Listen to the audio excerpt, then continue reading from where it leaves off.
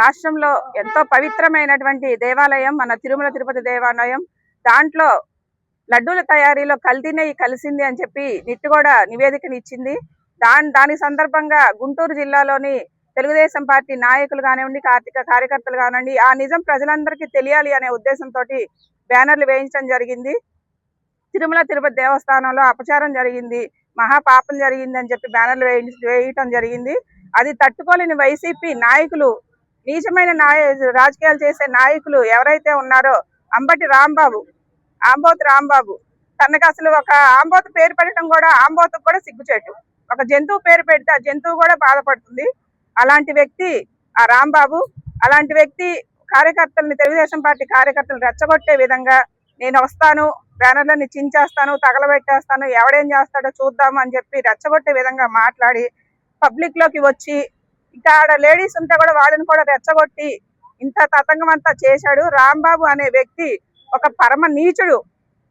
గతంలో కూడా చూసాము, వైసీపీ ప్రభుత్వంలో మనం అందరం కూడా చూసాము, ఆడవాళ్ళని ఎలా హెరాస్ చేశాడు, ఎలా ఇబ్బంది పెట్టాడు అని చెప్పి మనం ఫోన్ ట్రాపింగ్లు అవన్నీ కూడా బయటకు వచ్చాయి. అలాంటి వ్యక్తి బయటకు వచ్చి ఆడవాళ్ళని తిట్టడమే కాకుండా మన రాష్ట్ర ముఖ్యమంత్రి వర్యులు నారా చంద్రబాబు నాయుడు గారిని, వాళ్ళ అమ్మగారిని కూడా తిట్టారు.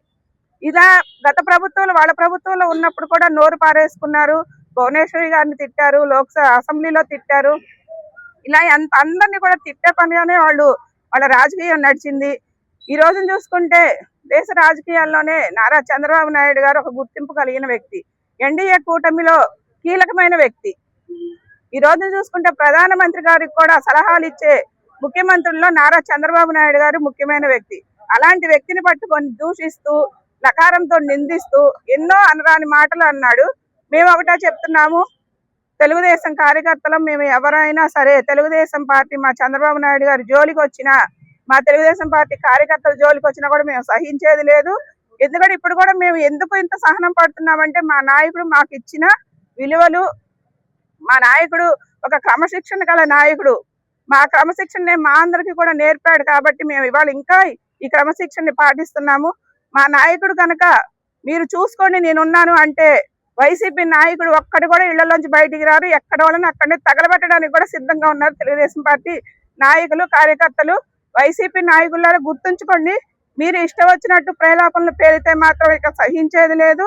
గుర్తుంచుకోండి, ఖబర్దార్.